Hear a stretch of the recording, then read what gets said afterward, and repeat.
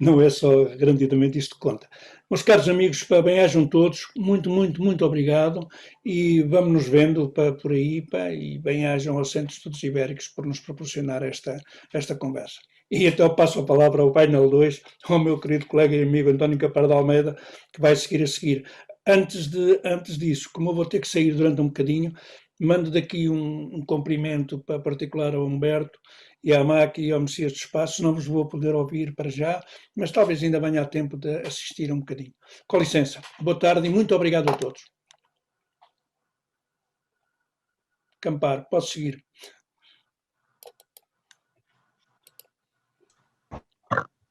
Não sei se o Rui quer dizer alguma coisa, penso que não.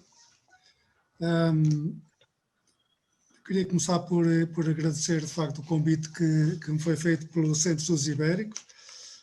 É com gosto, sempre que estou aqui com eles, em particular ao Rui. E então, para além disso também, queria agradecer ao professor Jorge Gaspar a excelente conferência e o muito que continua a ensinar-nos, especialmente a mim, e queria agradecer bastante isso. Bom, vamos continuar então no Brasil. Tenho aqui a indicação de 5 apresentações, penso que não está toda a gente. Há aqui um colega que não vejo aqui, Felipe Rangel Tavares, eu vejo aqui neste painel que está aqui assim, mas seja como for, temos aqui 3 grandes amigos, colegas e amigos que vou ter o prazer de rever hoje, e depois outros colegas também que certamente nos vão aqui brindar com excelentes comunicações. Bom, e então o painel é sobre dinâmicas da paisagem e justiça ambiental, e íamos começar então pelo, não sei qual deles é que vai apresentar, mas pelo professor Messias dos Passos e Diogo Gonçalves, sobre diagnóstico e prognóstico das obras compensatórias e mitigatórias da UHE, da usina hídrica de Porto Primavera, para os municípios da Raia Divisória. Deixa eu ver aqui. Messias. Olá, tudo bem? Eu acho que eu não estou abrindo direito, hein? Prazer em ver-te. Prazer é meu, a recíproca é verdadeira. É sempre bom estar com você, estar com vocês. É sempre bom estar com vocês. Sempre com saudade do curso presencial, né? Da confraternização mais estreita. Claro, claro. Então, eu vou apresentar o trabalho diagnóstico, prognóstico das obras compensatórias e mitigatórias da usina hidroelétrica de Porto Primavera, também é chamada de Engenheiro Sérgio Mota, para os municípios da Raia Divisória, São Paulo e Mato Grosso do Sul, né? É um trabalho que eu desenvolvi a partir do projeto, juntamente com o Diogo, né? Então, o que a gente está... O que é interessante, e lembrando, é que no Brasil, a partir de uma resolução do CONAMA, Conselho Nacional de Meio Ambiente, de 1986, passou a exigir a realização de estudo de impacto ambiental, relatório de impacto no meio ambiente e a projetos de impacto significativo para o meio ambiente e para o meio. Isso é uma questão de legislação, né? O que vem a ser obras mitigatórias. Das formas mais comuns de se buscar um balanceamento entre o desastre e sua contrapartida é a realização de obras compensatórias, voltadas para a sociedade em forma de benefícios mesmo que estas não estejam diretamente ligadas ao problema causado, propriamente dito. Isto é, em troca da inundação de uma área de importância econômica para o município, construir uma estrada que facilite a circulação e o deslocamento na região, ainda que esta não venha beneficiar diretamente o grupo atingido.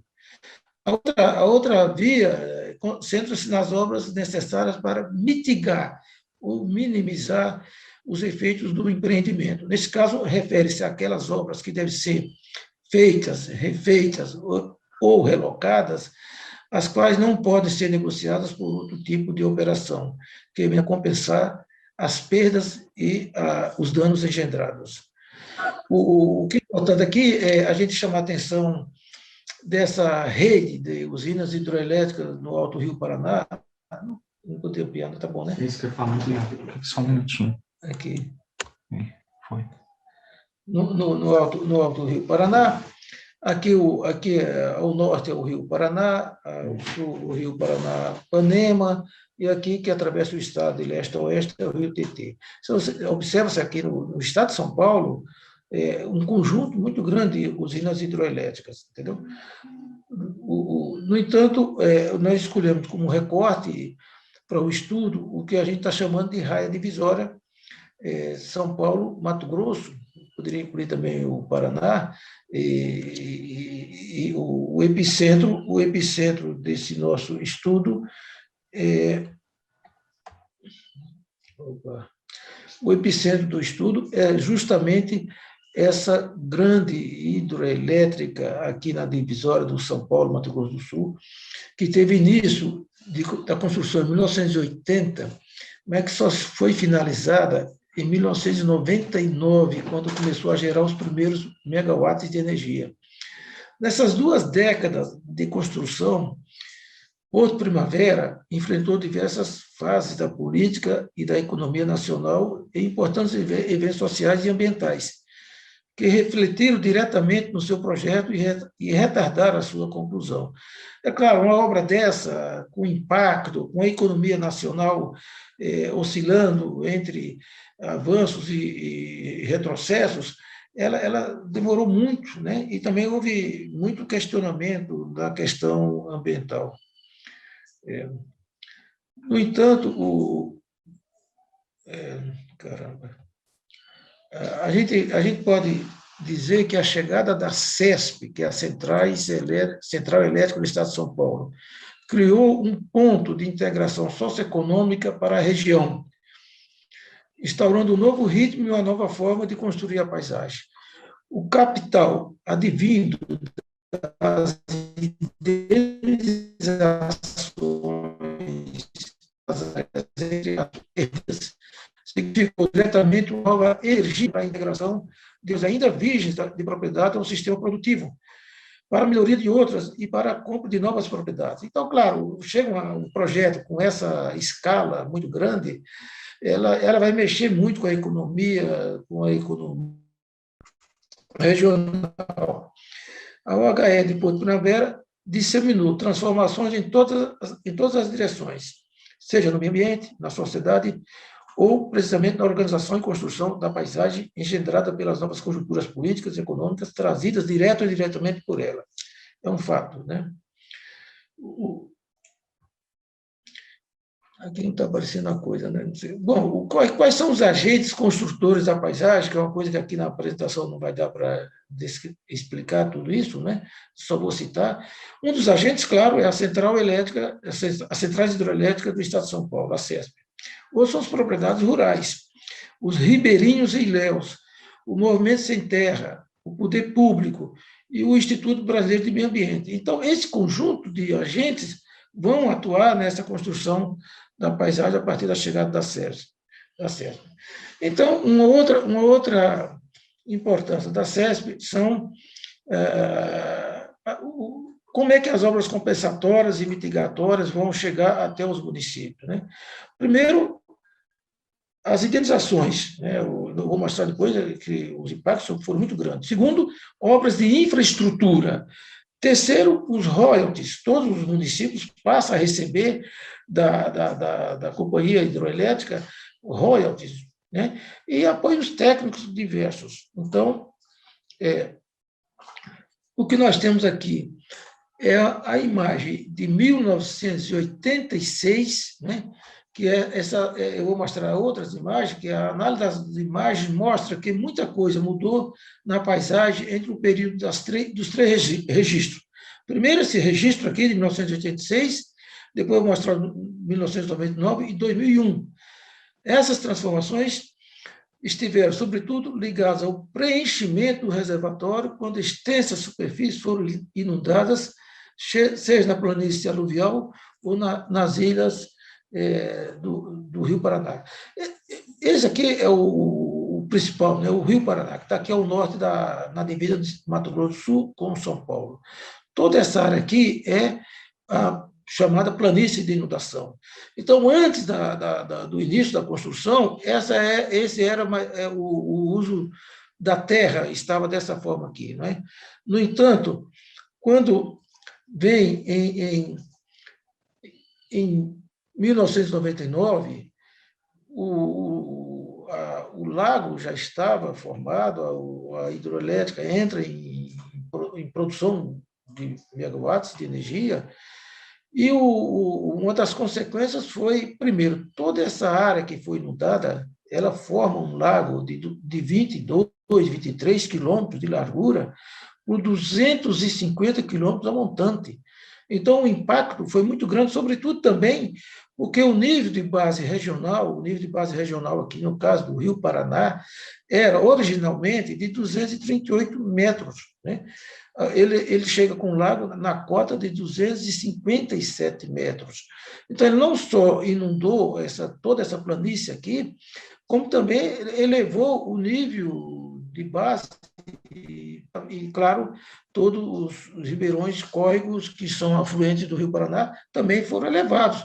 Isso mexe com a infraestrutura, mexe com as estradas, mexe com áreas que têm que ser removidas, então os impactos foram muito grandes. Em 2001, a situação já estava começa a se acomodar, mas num padrão de desmatamento muito grande, né, para a formação de pecuária. O pessoal que estava aqui embaixo sobe e, claro, isso provoca desmatamento. No estado de São Paulo também, vamos ver aqui a reserva estadual do Morro do Diabo, mas aqui também houve vários assentamentos que eu vou mostrar para chamar a atenção desse impacto da CESP. Uma questão, a gente diz que a legislação brasileira é uma legislação muito boa, mas a aplicação é muito ruim, né?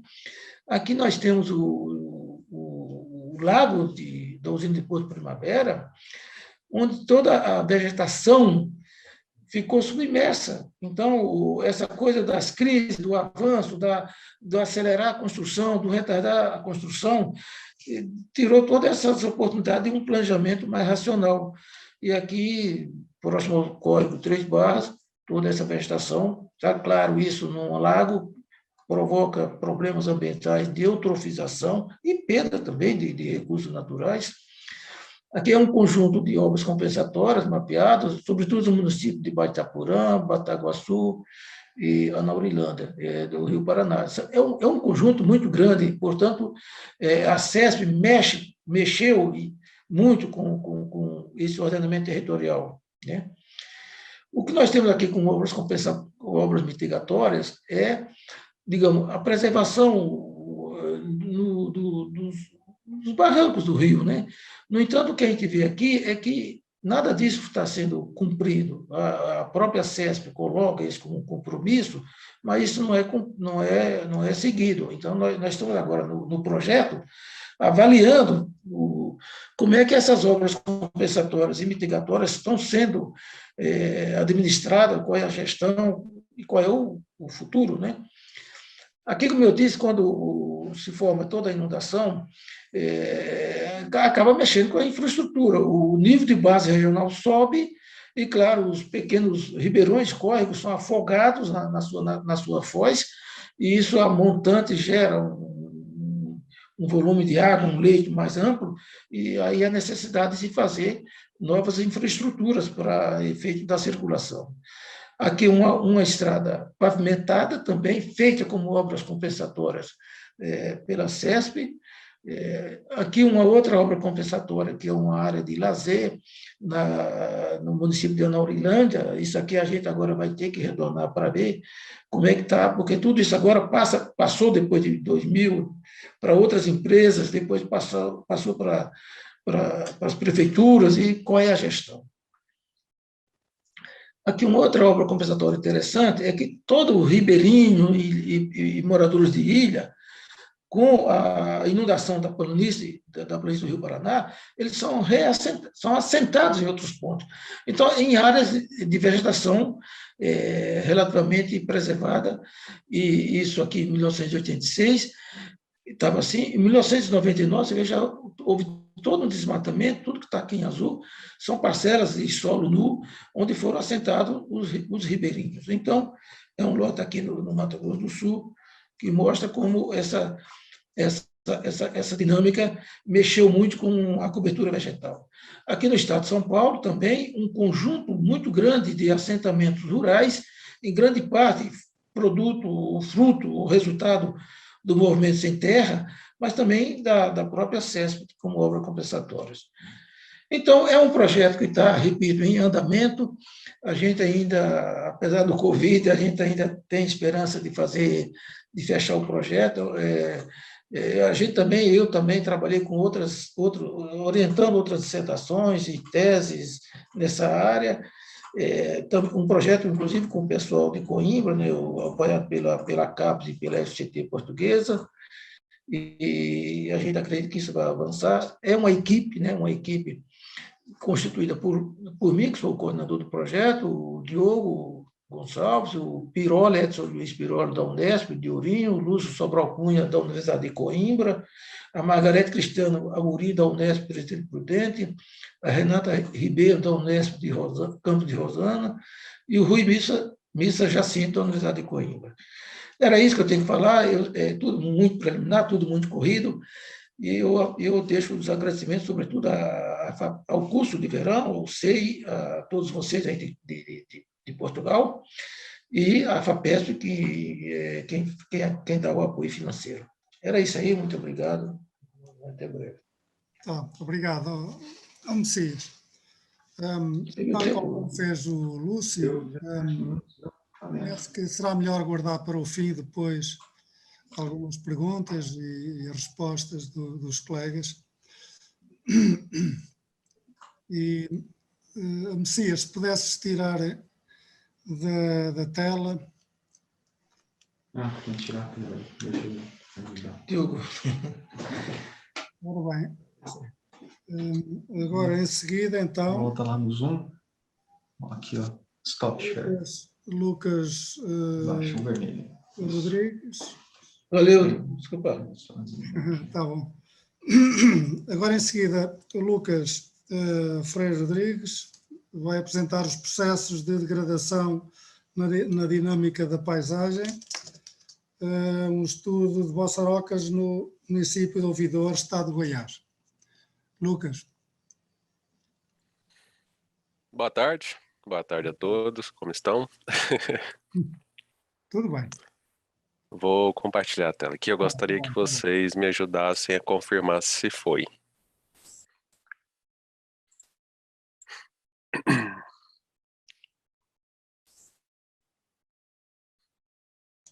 Já está. Podes falar.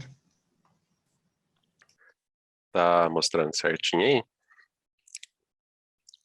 Sim, está. Podes. Ok, qualquer coisa vocês me falam se travar, Sim, tá porque aqui eu não vou ter como saber. Um quarto hora, está bem? Ok, muito obrigado. Então, sou aluno do mestrado da UFCAT, antigo UFG, aqui de Catalão. Sou da Geografia, no mestrado de Geografia, faço parte do NEPSA, né, o Núcleo e Estudo e Pesquisas Socioambientais, e venho aqui apresentar pela segunda vez um projeto, né, um artigo. E é o processo de degradação da dinâmica da paisagem no estúdio Vossarocos, no município de Ouvidor.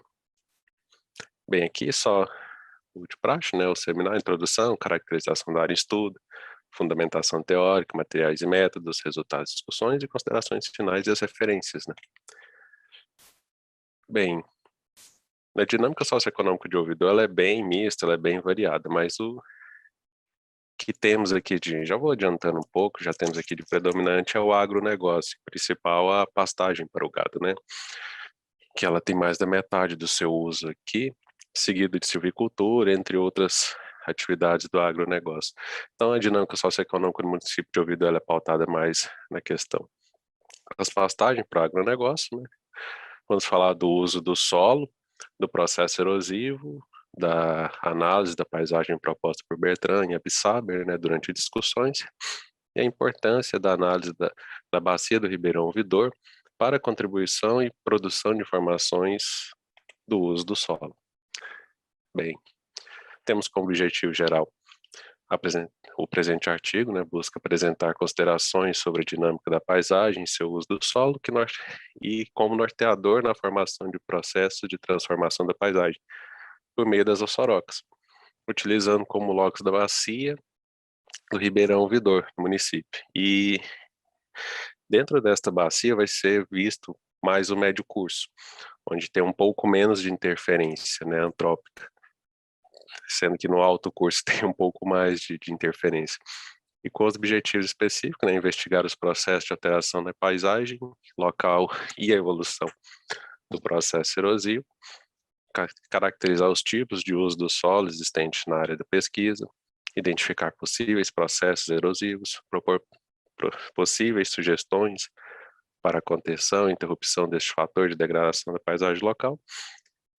E a justificativa se dá pelo motivo, né, escrito do artigo, necessidade de compreender mais a respeito da dimensão que abrange, né, o estudo local, que é contribuir, né, porque eu sempre penso que a partir do momento que a gente sai da instituição, a gente tem que contribuir o máximo que puder com o local. É uma visão minha, né? Pessoal e acadêmica também. Bem, vamos para a caracterização da área de estudo, né? O município, ele tem uma área de 513 quilômetros quadrados, né? E o Ribeirão Ouvidor, e fica afluente da margem direita do Rio Paranaíba. Vou colocar aqui para exemplificar. Temos aqui o município de Ouvidor, né, com a sua quantidade em abundância de cursos hídricos, que fica à direita do Rio Paranaíba. E o Ribeirão Ouvidor, ele faz divisa com o município vizinho. Dentro disso, ele tem uma área total de 517 quilômetros aproximado, dentro de uma extensão de 108, que ele ocupa 4 municípios: Ouvidor, Catalão, Três Ranchos e Cumari. E dentro de sua extensão, ele possui 18 tributários, 18 mananciais, né? E o que será estudado é justamente esse aqui, esse pequeno manancial aqui, dentro do território. E dentro dos seus usos mistos e especulações, temos também a questão da mineração. Este aqui é o manancial que vamos estar estudando, que foi feito trabalho de campo e a pesquisa. Dentro do DNPM, né, foi mapeado, e também há a questão especulativa de diamantes, mas não é a extração, só há o estudo que tem esse apontamento dentro das suas especulações na área. E materiais e métodos, né? Subsidiado pelo material teórico do Absaber, do Niemer, Bertrand, do Cassete, Guerra e Freitas. E para isso foi utilizado também dados secundários como Embrapa, IBGE e o IBM. E dados primários, que são os trabalhos de campo, né, para confrontar o que vai ser feito dentro do levantamento bibliográfico e em outras instituições. Aqui nós temos alguns resultados de discussões. Aí eu vou falar um pouco dos resultados de discussões e vou passando mais à frente com algumas exemplificações. Dentro dessa área em estudo, essa aqui é uma imagem de 2006, que é todo esse curso aqui, esse manancial. Aqui podemos evidenciar, né, que essa imagem é feita em 2016, uma imagem mais nítida que temos mais antiga, mas não tão nítida. Eu gostaria mais de trabalhar com a questão de imagem. Temos a de 2006 e a de 2021 atual. Temos aqui pouca mudança em questão de silvicultura, que é o eucalipto para as mineradoras, para a questão de caldeira e tudo mais, e também a questão do agronegócio, e a pastagem muito bem presente também. Então se vê que muito pouco mudou de 2006 a 2021. O que se mudou teve a questão da expansão do agronegócio em direção ao manancial. E outra coisa interessante de se ver também foi que de 2006 para 2021 teve um avanço da vegetação de forma natural, sem qualquer projeto de recuperação desse local. Temos aqui na imagem de 2016 alguns indícios de vassourocamento. Foi feita a visita, agora mesmo vai ser mostradas as imagens. E um pequeno início aqui de vassourocamento, uma ravina no caso, né? E também foi sendo utilizada posteriormente como caixa de empréstimo. Essa imagem de satélite de 2021, mas atualmente vemos aquela região um pouco mais recuperada e a vegetação um pouco mais avançada, um pouco mais desenvolvida nesse aqui. E a silvicultura um pouco mudou. E a questão do agronegócio teve um pouco mais de avanço. E aquele local lá, que é uma ravina, acabou virando uma caixa de empréstimo. Então vemos aqui de forma muito ativa o agronegócio e questões de mineradora, como a silvicultura, né, do eucalipto para as caldeirarias, bastante presente, muito pouca mudança. Mas também temos um fator interessante aqui. Aqui estamos no médio curso. No alto curso, onde temos a maior movimentação, como a retirada de areia, a questão de hortaliças, a drenagem dele e a mineração. A mineração na cabeceira deste local ela é muito, muito ativa. Então acaba atrapalhando um pouco mais. E aqui no médio curso tem uma coisa bem interessante, que é a revegetação dessa vossoroca por questões naturais. Por ela estar no médio curso, onde tem um pouco, apesar de ser bem ativa aqui, tem um pouco menos de atividade, ela acaba conseguindo avançar pelos recursos naturais, pelas fontes naturais e o banco natural de semente, tem um avanço da vegetação. Ela é pouco expressiva vendo dessa forma, mas quando se fala em questões naturais, ela é muito expressiva de uma imagem para outra. E visitando essa vossoroca e retratando as imagens dentro dela, para poder evidenciar essa estabilização, como fonte outros trabalhos feitos também, foi visitada a vossoroca por dentro, né, obviamente, e foram tiradas algumas imagens dela para mostrar tipo, a vegetação, o desenvolvimento da vegetação com pouca perca. E o interessante também que nessa imagem aqui de 2021, na silvicultura, aqui na rodovia, que tem até 600 metros, da rodovia até o final da silvicultura tem até 600 metros de distância, e do plantio de soja aqui, por exemplo, temos uma distância de quase 1 quilômetro. Mesmo com toda essa energia nessa zona de transporte, pouco se afeta aqui em questão de perca, porque temos a vegetação bem densa e desenvolvimento de vegetação aqui bem estáveis, bem tranquilas. E seguindo, pegamos da parte mais baixa e fomos subindo a montante, né, da vossoroca até ver no que teria lá. E fomos observando a vegetação estável, o corpo hídrico, e conforme fomos subindo, algo interessante a ser apontado, né? Conforme foi subindo, aqui há visto um pequeno barramento. Não sei se está muito nítido aí. Há um barramento aqui para captura da água, para drenagem da água, para irrigação do agronegócio, entre outros.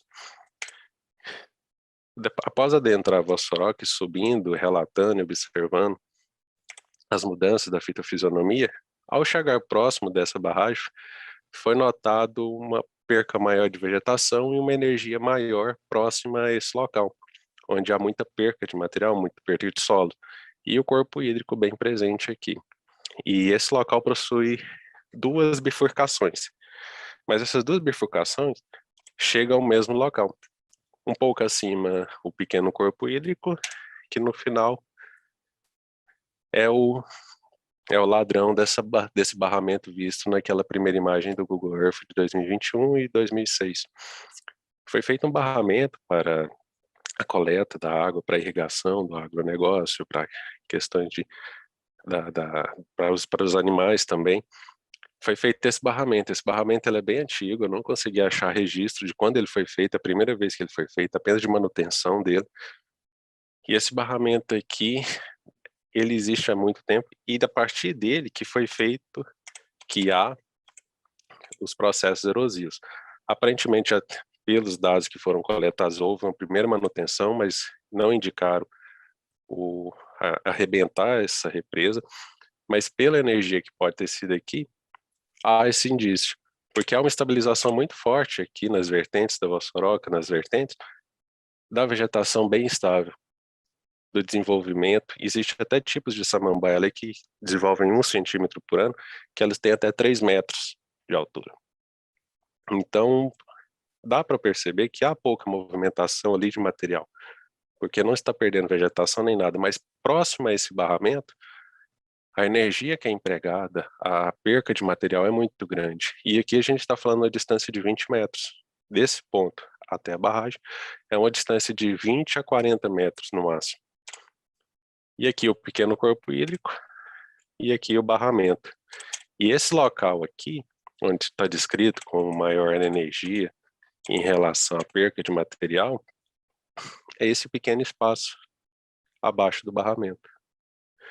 Então temos aqui a ação antrópica dentro de um local que está em situação de estabilização, mas com qualquer despreparo e perder essa barragem pode vir a ter uma perca muito grande também, que temos aqui a ação antrópica, né, na movimentação da paisagem, e um ambiente que está tentando se regenerar de forma muito natural, porque há pouca energia entrando nele, apesar de toda a degradação existente próximo ao município. Mas por se tratar aqui no médio curso, com menos movimentação, apesar de muita, mas menos que na parte alta, ela ainda consegue se regenerar de forma natural.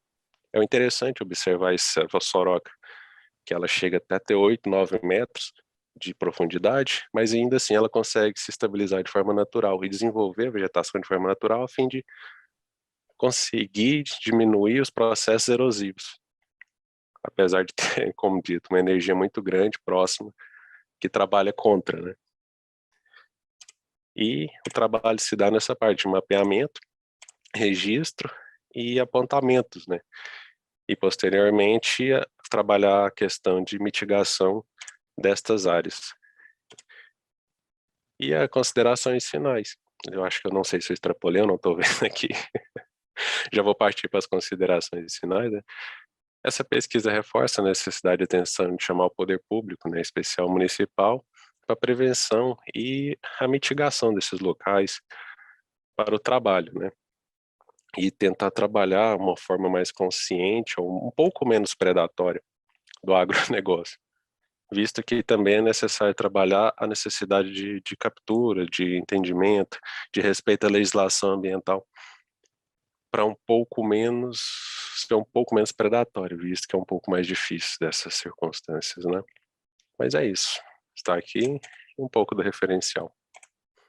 Espero não ter passado, não estou observando aqui o tempo.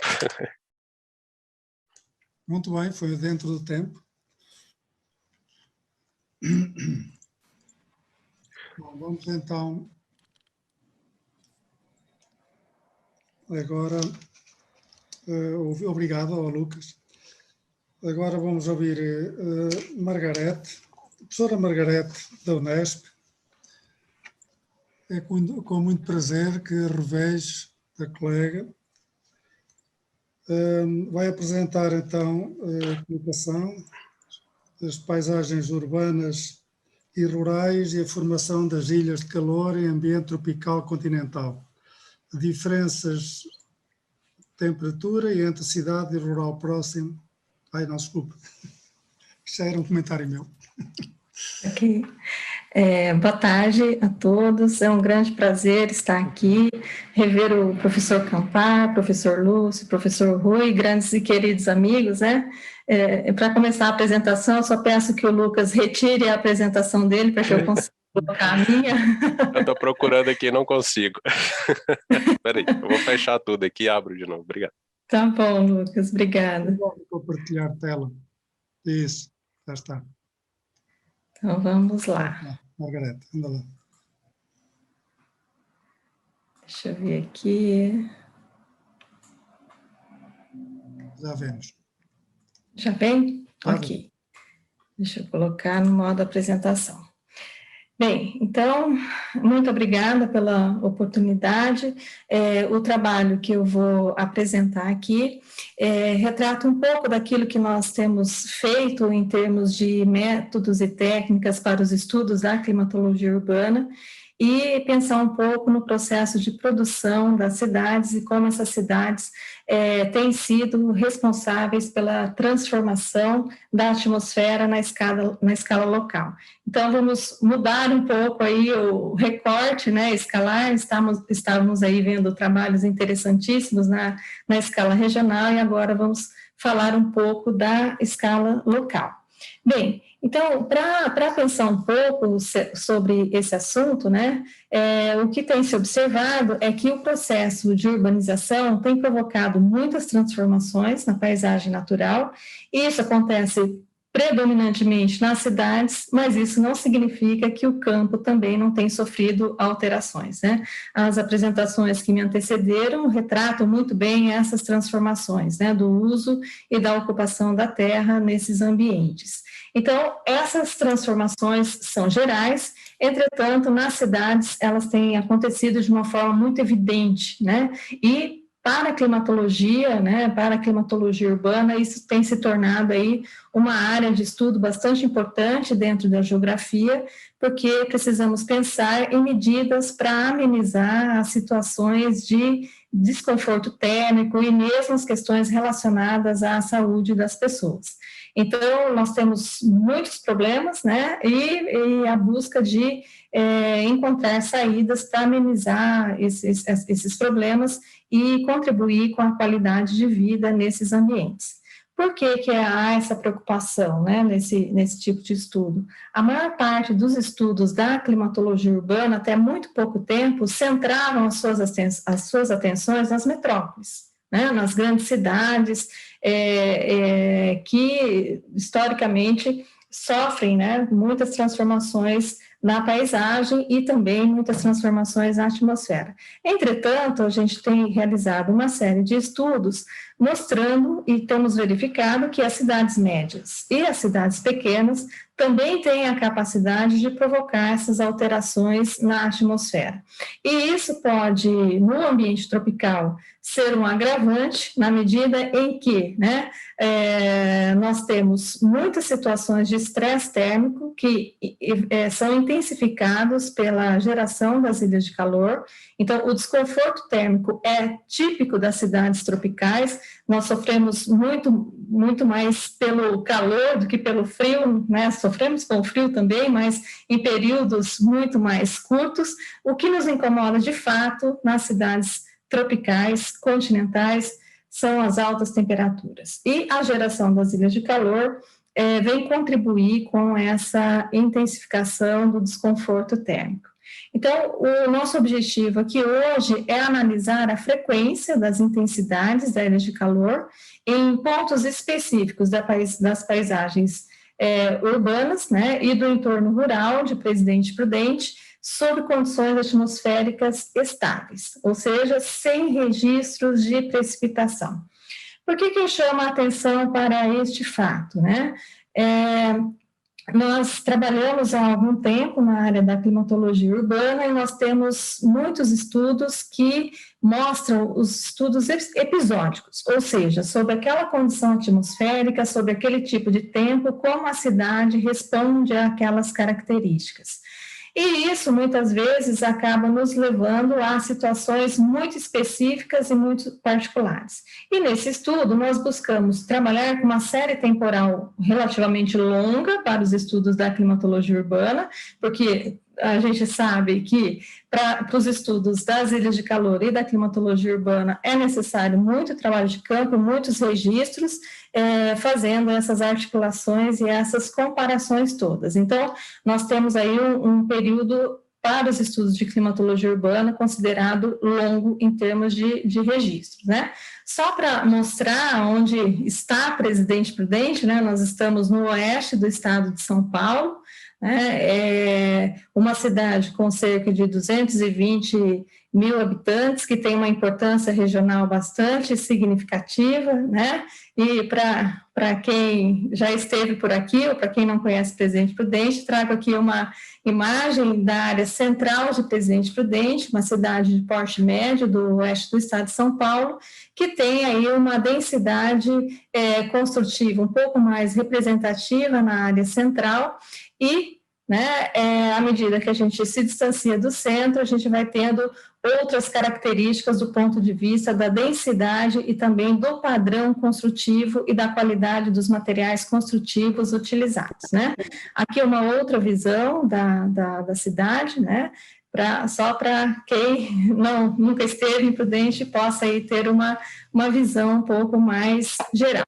Então, o que nos aflige, né? O que nos aflige são essas situações de temperaturas elevadas, né? Nós temos aqui um climograma de Presidente Prudente que mostra que, independentemente da estação do ano, nós temos temperaturas elevadas, seja no verão, seja no inverno, no outono, na primavera, nós sofremos mesmo com a quantidade de dias com temperaturas elevadas. Obviamente que temos também situações de temperaturas baixas, mas que se restringem aí a 2, 3 semanas do ano, né? Nós estamos saindo de uma semana bastante fria, né? As temperaturas chegaram aí em um dígito, amanheceu a semana passada com 3 graus em Presidente Prudente, que quase dizimou metade da população, que de fato está acostumada com o calor. Então vejam que, do ponto de vista da dinâmica da atmosfera regional, nós temos aí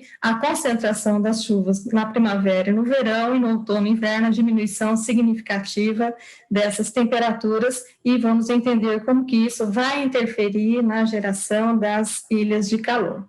Então, para esse trabalho, nós distribuímos aí sensores pela cidade, no entorno rural próximo, e eu selecionei alguns pontos para falar com vocês aqui, já que o tempo é curto, né, não dá para falar muita coisa, mas mostrando aí os equipamentos utilizados nesses registros, e nós fizemos, então, no período de junho, os dados que eu trago aqui hoje, né, os sensores, muitos deles continuam em operação, né, o período de junho de 2015 a fevereiro de 2016, no total de 274 dias, nós selecionamos 127 dias para analisar. Por quê? Porque esses 127 dias foram aqueles que não tivemos registros de precipitação em nenhum dos pontos que nós estávamos coletando os dados. Porque, às vezes, quando a gente trabalha com esse tipo de análise horária, né, que é o tipo de estudo que a gente faz,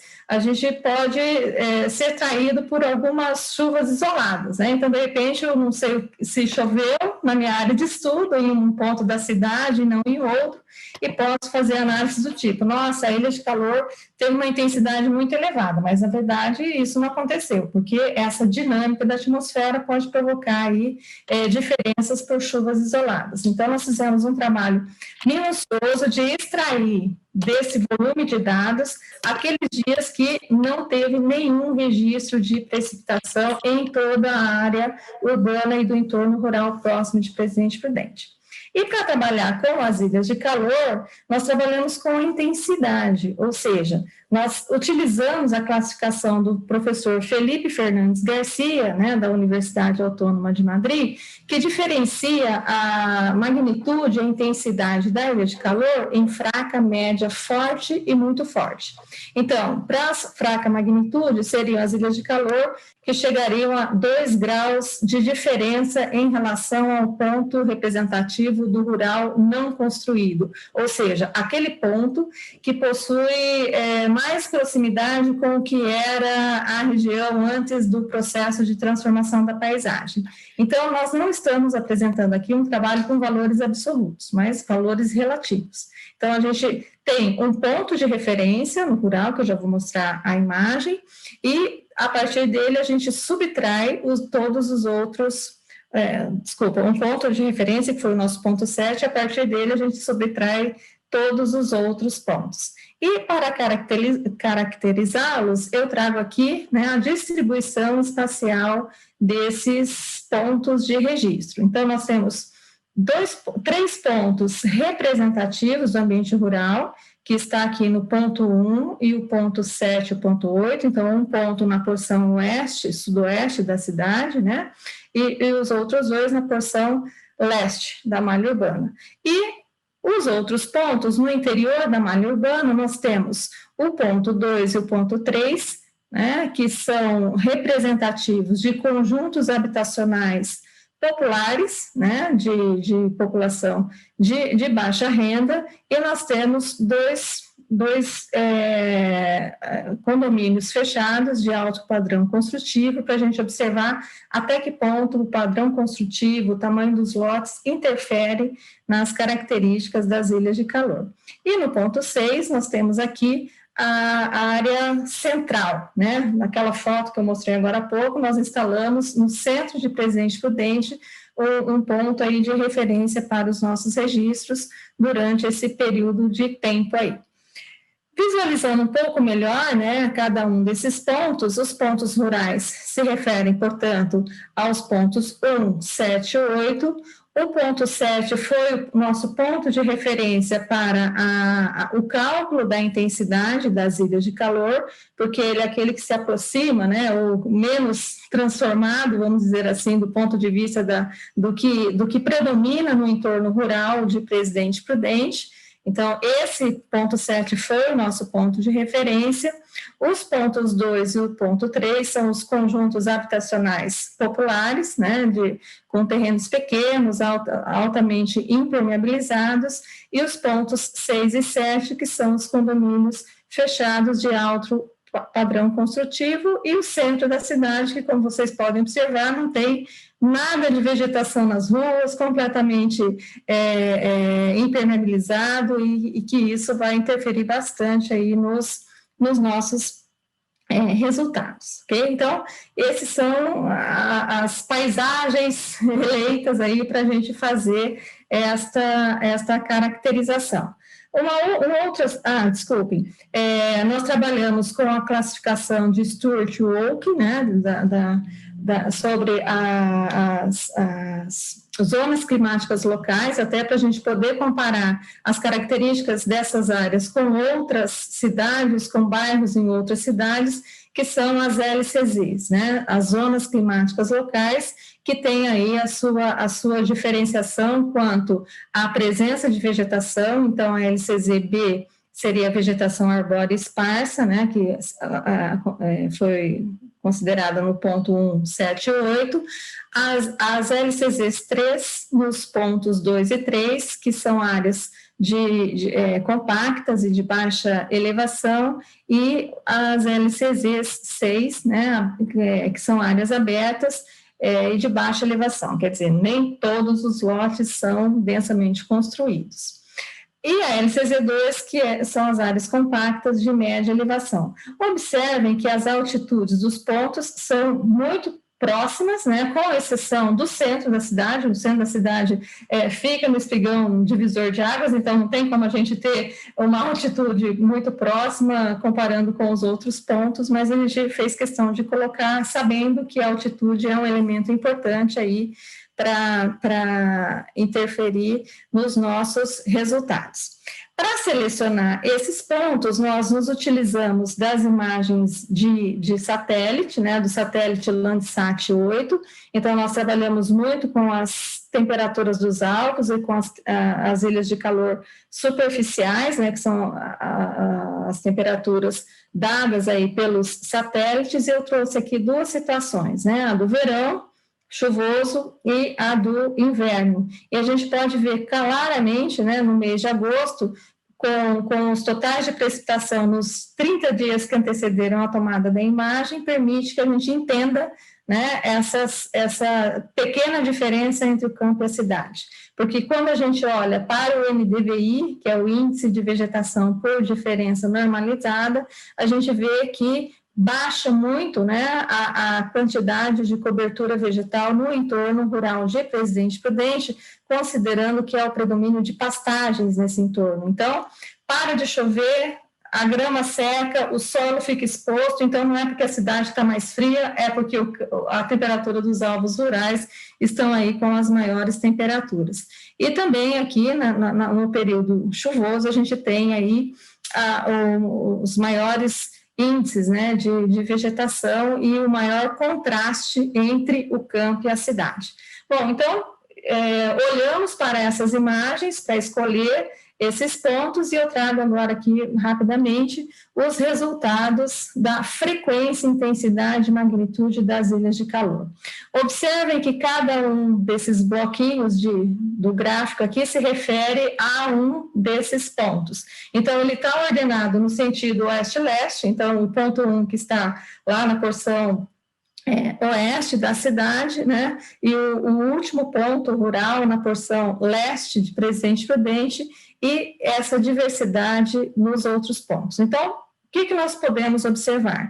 Nós não estamos aqui falando de um episódio de geração de ilhas de calor que poderiam dizer, mas foi esse dia, né? Nós estamos falando de mais de 100 dias de registros e que numa cidade com essas características, os bairros populares, né, de densamente construídos, apresentaram intensidades de ilha de calor se a gente somar a ilha de calor de forte e de muito forte magnitude, ou seja, diferenças em relação ao campo acima de 4 graus, que não é pouca coisa, né?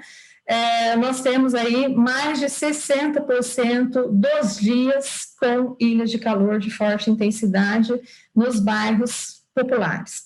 Nos condomínios fechados, as ilhas de calor também são elevadas, particularmente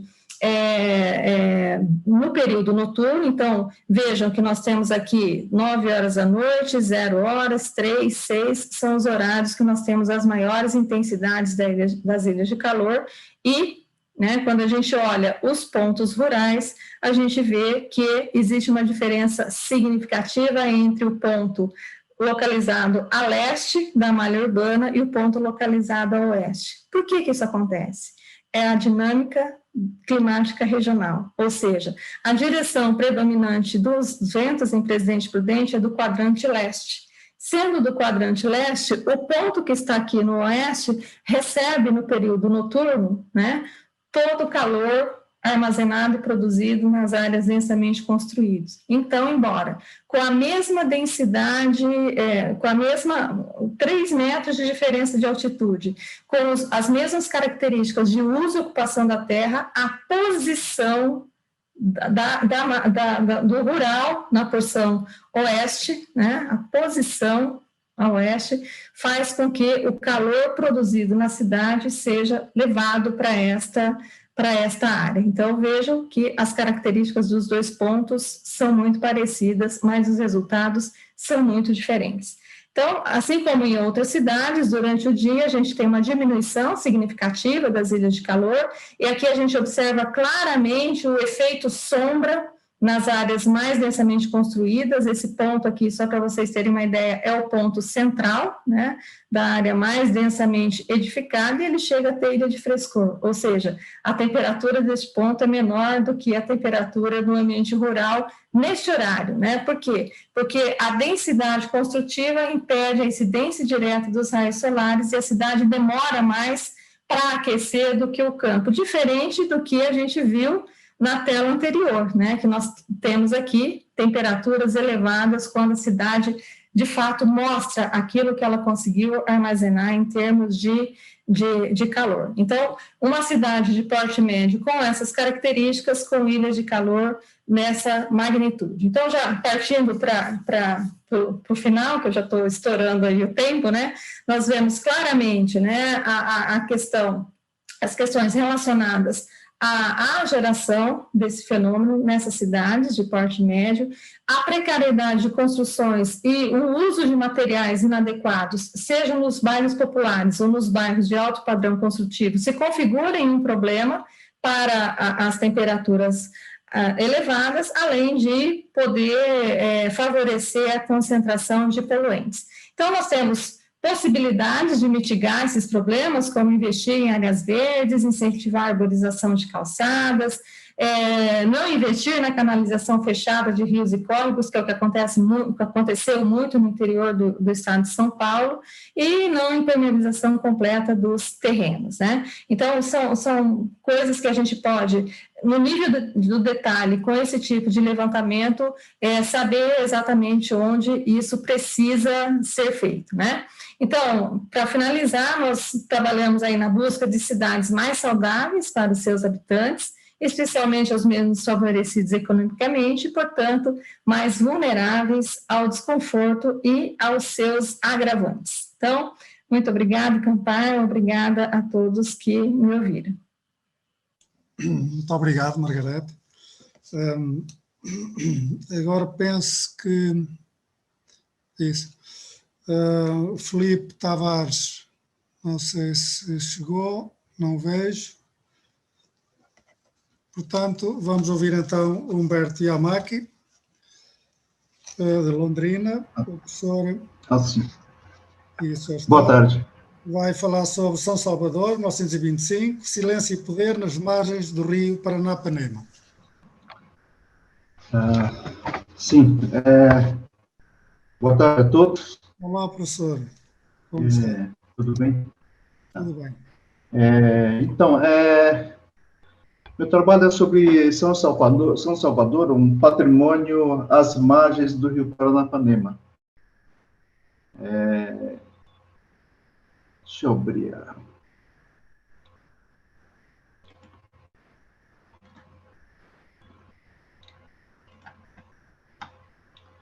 Deu certo? Pode, ainda não vimos, compartilhar a tela, veja lá.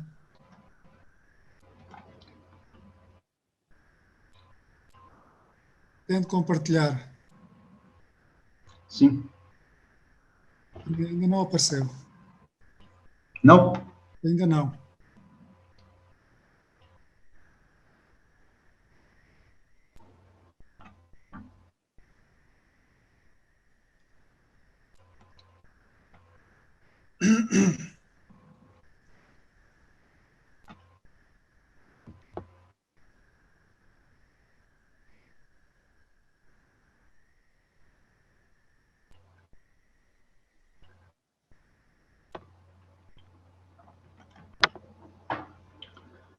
Eu vou tentar de novo aqui.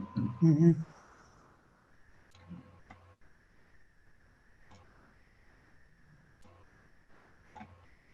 Agora já está a aparecer.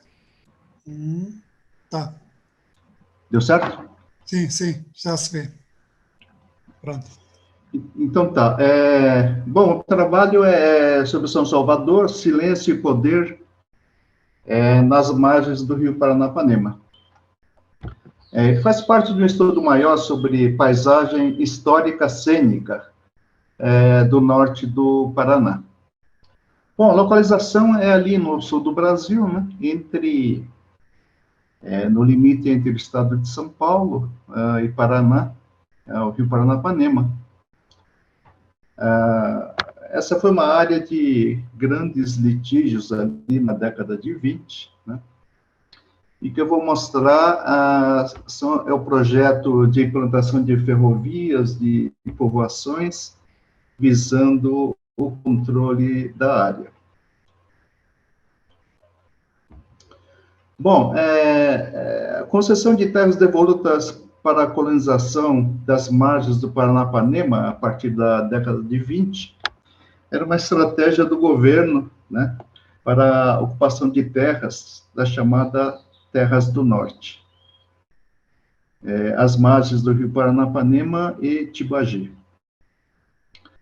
Em 1925, pelo decreto 1172, o governo do estado ele propõe uma povoação de 2.000 hectares na foz do Ribeirão Vermelho. Visava o controle de conflitos de terras na área. Né? E essa povoação e a ferrovia que foi projetada, o ramal ferroviário, foram bastante importantes, né, no processo de colonização do norte do Paraná. Então, a concessão de terras incluía a ferrovia, incluía o patrimônio, incluía uma rede de estradas, né? E que nunca foram citadas no histórico da companhia, né? Aparecem em relatórios de governo, mas nunca é citada pela Companhia de Terras Norte do Paraná. No mapa oficial de 38, né, mapa da companhia, São Salvador e a Central do Paraná são finalmente esquecidos.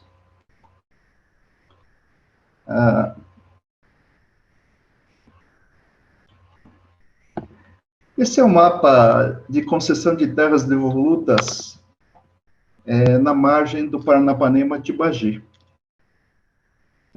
Vocês podem ver, são faixas de terras, né, com acesso com frente para o Paranapanema, né? E esses seriam os módulos que seriam parcelados e colonizados durante a década de 20 e 30. A terra da Companhia de Terras seria um UA, aqui bem na parte de baixo.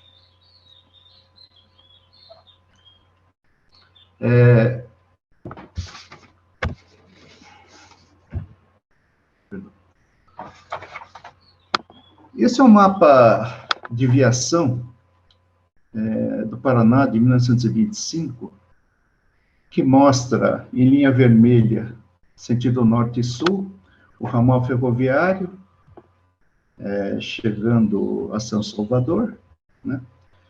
E uma estrada saindo de Cambará, né? Ourinhos, Cambará, Rio Congonhas, né? Chegando, ele passa por uma série de patrimônios na beira do Paranapanema, né? Para tentar ligar com São Salvador. No mapa seguinte, nós vamos ver que esse ramal 2 foi o ramal onde foi implantado Londrina, né? Apesar disso, a companhia nunca confirmou a existência dessa ferrovia. Primeiro porque a Central do Paraná, ela tinha sido cedida para a Companhia Marcondes, de Presidente Prudente. E a companhia interessava criar uma nova ligação via São Paulo e não via Paranapanema. Esse aqui é a sobreposição da Estrada de Ferro Central do Paraná, ajustada para a Companhia de Terras, né? E aqui o ramal 2 da Central do Paraná. No final do ramal 2 da Central do Paraná teria sido planejada a povoação de São Salvador. Vocês vão ver que a ferrovia saía ali do Rio Bom, né, na área central do Paraná, passava pelas terras da companhia, né, Londrina, Hamilton, e essa estrutura aqui, na verdade, seria utilizada para a Companhia Norte do Paraná para ir adquirindo novas glebas. Adquirindo no seguinte sentido, eram transferidas, né, terras que não fossem ocupadas em determinado prazo, o governo do estado retomava, né, e a Companhia de Terras foi retomando foi incorporando essas terras para o seu domínio, né. Aqui eu deixei desenhado a Estrada de Ferro São Paulo-Paraná, né, aqui saía de Ourinhos, Cambará e chegava em Londrina, sendo que a primeira ferrovia mesmo seria essa Central do Paraná, no sentido da povoação de Salvador. A companhia nunca admitiu a existência dessa ferrovia, né? Muito embora algumas avenidas em Londrina, hoje, elas são resquícios desse projeto, né? Esse é o mapa mais completo que nós temos de 1938, mapa da seção de engenharia da companhia, né? Mostrando só o lugar onde ficava São Salvador, né? No mapa da companhia ele não consta, e aqui a estrada de ferro no sentido leste-oeste. A ferrovia central do Paraná ela foi totalmente anulada. Então, em questão de 70 anos, né, essa ferrovia e esses povoados foram totalmente esquecidos, né? O norte do Paraná, que nós conhecemos hoje, não, o norte do Paraná da Companhia de Terras, informa que somente essa ferrovia São Paulo-Paraná, a partir de Ourinhos, Cambará, era o que foi projetado. Então, o norte do Paraná, né? Hoje, por exemplo, eu consigo ver a continuidade de algumas avenidas em Londrina, no sentido norte e sul. A linha que continua, a linha de 100, 200 quilômetros, ela é ainda visível em aerofotos, né? Mapas de terras devolutas ainda são reconhecíveis no norte do Paraná. Daí, enfim, a importância do estudo, né? No sentido em que concessões de terras, planejamento de curvações, embora tenham desaparecido dos mapas, né? Eles são reconhecíveis, né? Definem características, né? Eixos na paisagem. É esse meu trabalho. Obrigado. Muito bem, obrigado ao professor Yamaki. Podia tirar então isso da tela. Ora bem.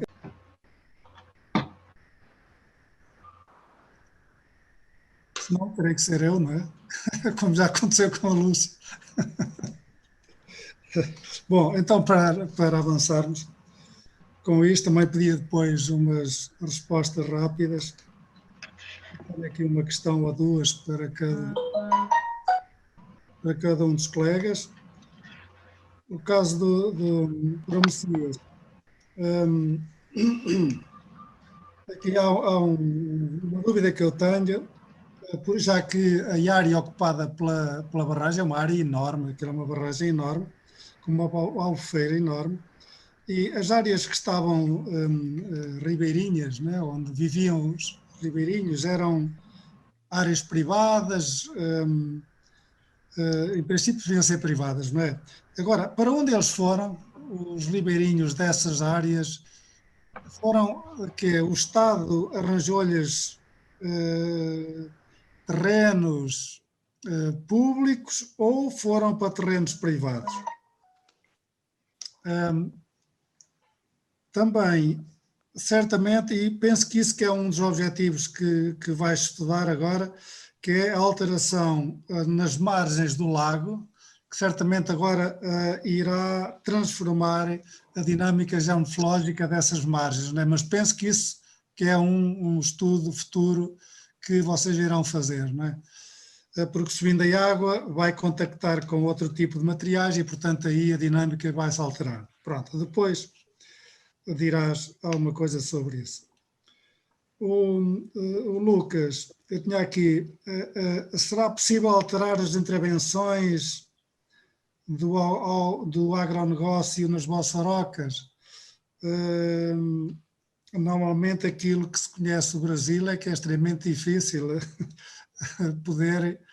poder alterar algo que tenha a ver com direitos ou com aplicações feitas pelos grandes proprietários do agronegócio, né? De qualquer modo, fica aqui a questão. Margarete, em termos de meteorologia, os dias sem precipitação, claro, foram aproveitados esses dias, mas imagino que tenhas guardado alguns dias depois da precipitação para não haver interferência, não é, dessa umidade existente nos solos que poderiam depois alterar aquilo que pretendias ver, que era precisamente essas ilhas de calor, não é? Imagino eu. Portanto, quantos dias é que normalmente eram guardados entre o final da precipitação e depois o início da recolha dos dados?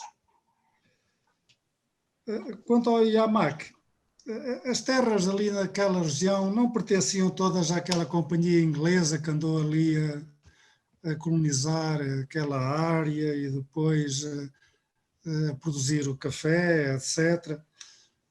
Uma dúvida que me fica. E a ferrovia seria para escoar o café ou tinha outros objetivos? Algo que ainda não, penso que na minha mente, com o que eu ouvi falar sobre esse norte do Paraná, não é? Essa área de Londrina, não é? Comandada por Londrina, penso que estava muito ligada à companhia inglesa para a produção do café. Só isto. Messias, pela ordem. Pois não, vamos lá. Então, Campar e demais, o que acontece? Basicamente, a população que estava nas margens do Rio Paraná, do Rio Paranapanema, são às vezes pescadores, pequenos agricultores. Esse pessoal tem uma ocupação mais a propriedade da terra. Essa população ribeirinha, ela foi deslocada, ela foi reassentada. Houve um processo de reassentamento rural. Então, por indenização da companhia, se adquiriu novos lotes, com infraestrutura, inclusive, de luz, de água, e etc. E tal. Então, houve uma assistência que eu diria foi muito eficiente a esses pequenos proprietários, ribeirinhos, moradores de ilhas, etc. E tal. Claro que a margem do rio, sobretudo o Rio Paraná, né, o Rio Paraná, já tinha um pouco, mas aí isso foi muito mais, agora, numa escala maior, balneários, assentamentos, condomínios fechados. Então, se você partir de um ponto lá de Panorama até o Mato Grosso do Sul, você vai encontrar vários empreendimentos imobiliários, de condomínios, de áreas de lazer, e etc. Então, houve uma dinamização muito grande com a ação CESP. É claro que você tem uma outra pergunta, né? Era sobre os Moçorocas. Sim, também a CESP, por obra da CESP, foi construído alguns núcleos urbanos, aqui mesmo no estado do Mato Grosso do Sul, na divisa com São Paulo, praticamente, se construiu um núcleo urbano, Porto 15 de novembro, entendeu? Então, há todo um rearranjo, reassentamento, uma infraestrutura pós-CESP, que foi muito, eu diria, muito eficiente. Mas esse eficiente sempre fica faltando muita coisa, né? O que nós vamos ver agora é se essas obras compensatórias e mitigatórias, porque também a CESP, que é a Central Elétrica do Estado de São Paulo, foi comprada por uma companhia chinesa, depois por uma companhia brasileira, essas mudanças de gestão de propriedades, de empresas, cria dificuldades. E também como é que fica a questão da gestão municipal, né? As prefeituras recebem royalties, mas não sei se isso nós vamos ver agora, se elas mantêm de forma eficiente a gestão de tudo isso, né? Claro. É mais ou menos essa questão aí. Claro. Entendeu? Passa-se uma coisa semelhante cá em Portugal, deixa lá. Lucas, não sei se está... Lucas, não sei se está a ouvir. Se não, passamos a outra. Margarete. Ok. Então, Campar, os registros foram feitos durante 9 meses, registros horários, né? Então, eu instalei os sensores, o trabalho todo eram 26 pontos na cidade toda, que eu selecionei alguns para estabelecer aí esse diálogo. Mas, e dentre esses 26 pontos, em 5 deles nós tínhamos uma estação completa que media também chuva, não só a temperatura e a umidade do ar. Então, se teve precipitação em um desses 5 pontos, o dia era descartado. O dia que não teve nenhum registro de precipitação em nenhum dos pontos, o dia foi trabalhado. Então, a gente teve um total de 147 dias descartados e 127 dias utilizados para o cálculo da frequência, né? Então, porque, veja, quando a gente tem eventos de precipitação, há uma tendência a homogeneizar, né? A ilha de calor se desfaz. Ela se desfaz completamente. Mas, se chove de um lado da cidade, não chove do outro lado da cidade, e eu uso esses dados sem o conhecimento da precipitação, a gente pode fazer análises equivocadas. Falar assim, olha, a ilha de calor foi de 10 graus. Não, é que num ponto choveu, no outro ponto não choveu. Então, para não ter risco de superestimar, né, a geração da ilha de calor, a opção foi por selecionar só os dias que não teve registro em nenhum dos 5 sensores que a gente tinha distribuídos na cidade, que era para garantir a qualidade dos dados e dos registros, né? Então, foi esse o procedimento, tá? Agora, com relação às imagens do satélite, né? Aí sim, a gente, como o satélite Landsat, ele tem uma periodicidade a cada 16 dias, a gente analisava quanto tempo antes da tomada da imagem tinha acontecido precipitação para chegar, né, porque a imagem de satélite, nesse caso, serviu para nos ajudar a selecionar os pontos, né, porque colocar aqui e não ali. Então, do ponto de vista da temperatura dos alvos, quais eram aqueles que mais nos chamavam a atenção do ponto de vista das diferenças dos padrões construtivos, da densidade construtiva, da presença ou não de vegetação. Então, a imagem de satélite foi fundamental para nos ajudar a selecionar os pontos. Mas o registro da temperatura durante esses 9 meses foi sem interrupção, né, e eram registros horários, né, então ficava direto lá o sensor e a gente passava uma vez por mês para coletar ali os dados. É isso. Claro. Obrigado, Margarida. Nada. Professor Yamaque? Opa. Então, o decreto de colonização de 1907, ele previa ferrovias, né, ou acesso fluvial. Né? Então, vocês vão ver que ali na margem do Tibagi e Paranapanema, todas as terras foram parceladas em lotes de 10 alqueires. Lotes de frente estreita, né, que iam da estrada até o fundo de vale. Né? Isso enfim, é o decreto de colonização que dizia. Então, quando o pessoal da Companhia de Terras instala, quando ela faz a escritura, junto com a escritura tinha a ferrovia, a concessão da ferrovia.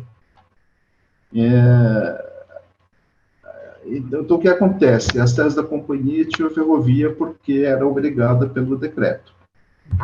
E outra coisa claro, de início, o transporte de imigrantes, né? Transporte de café, né? Quando tivesse já em produção e tal, né? Mas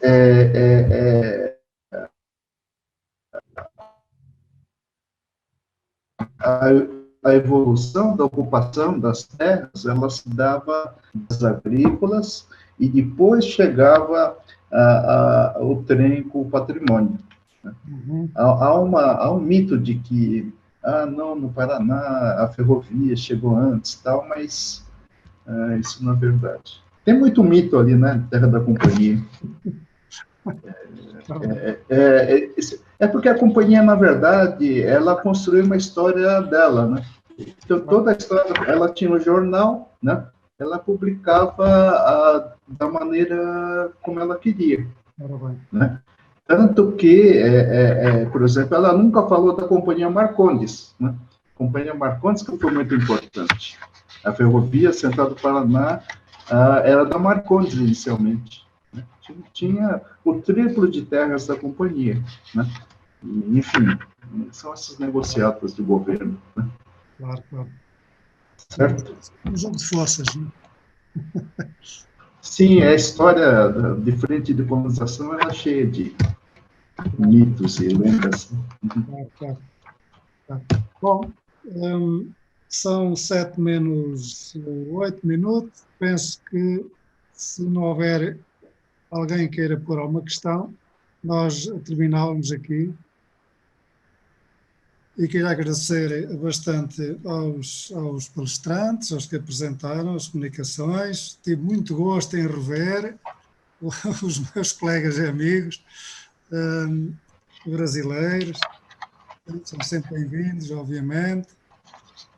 O Margarete, o Messias, o Yamaki, enfim, os outros colegas, outro colega mais novo, aquele que faltou. E pronto, e agora